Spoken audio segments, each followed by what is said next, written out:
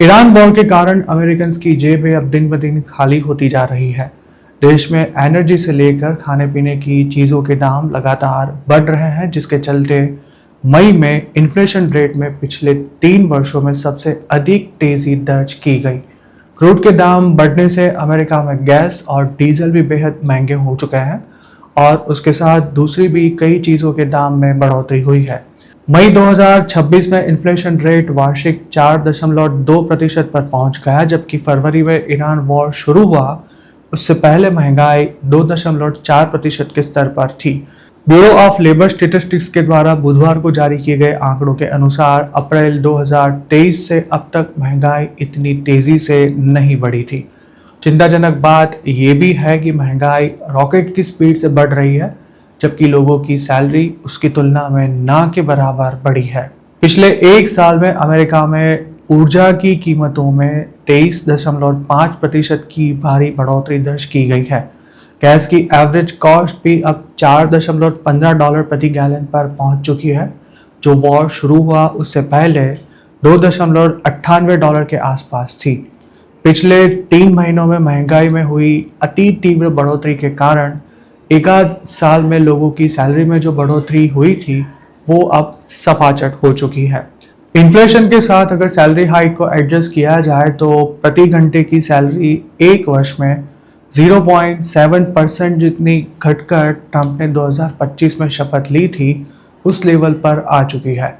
लोगों को जो टैक्स रिफंड मिला था वो भी अब खर्च हो चुका है, जिसके चलते मार्केट में अब डिमांड पर भी असर दिखनी शुरू हो गई है। अमेरिका के अर्थशास्त्री इस स्थिति को बेहद नेगेटिव मान रहे हैं। यूएस के बड़े रिटेलर्स का बिजनेस भी अब बढ़ती गैस प्राइस के कारण प्रभावित हो रहा है।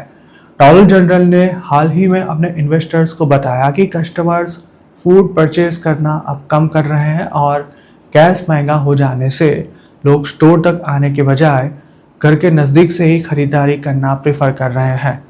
वर्ष की $1 लाख जितनी कमाई करने वाले लोग भी डॉलर जनरल में सस्ता सामान खरीदने के लिए आते हैं।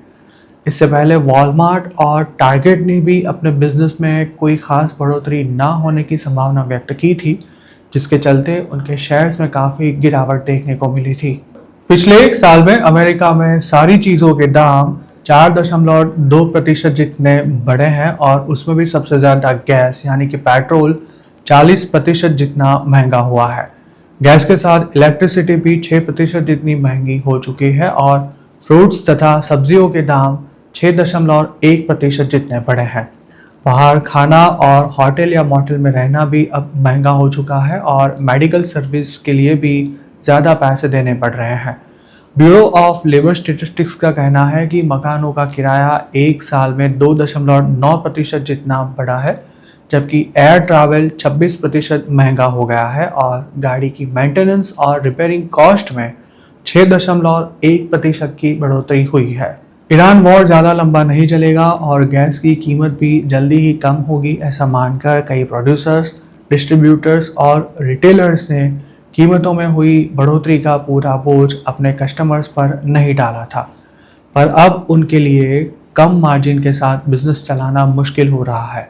रही सही कसर सूखे जैसी स्थिति ने पूरी कर दी है, जिसके कारण अमेरिका में कृषि उत्पादन प्रभावित हो रहा है और फर्टिलाइज़र के दाम बढ़ गए होने से अगली सीज़न में बुआई घट सकती है, जिससे खाने पीने की चीज़ वस्तुएं अभी भी महंगी होने के पूरे चांस हैं। ईरान वॉर के साथ साथ आर्टिफिशियल इंटेलिजेंस यानी कि एआई के कारण भी अब अमेरिका में महंगाई बढ़ रही है।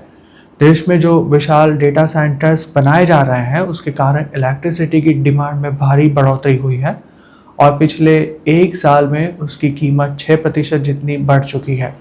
डेटा सेंटर्स में मेमोरी चिप्स का भी बड़े पैमाने पर उपयोग होता है। चिप्स बनाने के लिए जो मटेरियल इस्तेमाल किया जाता है वही कंज्यूमर इलेक्ट्रॉनिक्स आइटम्स बनाने में भी उपयोग में लिया जाता है और इसी के कारण अब कंप्यूटर इक्विपमेंट्स भी महंगे हो रहे हैं। ईरान वॉर अगर ख़त्म हो जाए तो महंगाई भी कम हो सकती है, लेकिन स्ट्रेट ऑफ हॉर्मुज़ में ईरान ने अमेरिका का हेलीकॉप्टर मार गिराए जाने के बाद दोनों देश सीज़ फायर को छोड़कर फिर आमने सामने आ चुके हैं। उनके बीच किसी भी समय फुल फ्लेज्ड वॉर शुरू होने की भी संभावना है और इसी के कारण अब क्रूड के दाम भी ऊपर नीचे होने लगे हैं। ईरान वॉर के कारण 2026 के पूरे साल में गैस के दाम और महंगाई दोनों ज़्यादा रहेंगे वैसी संभावना थी। ऐसे में अब युद्ध भी दिन ब दिन लंबा खींच रहा है और इसी के कारण अब इन्फ्लेशन कब घटेगा, कितना घटेगा, इसका आकलन करना भी मुश्किल हो रहा है।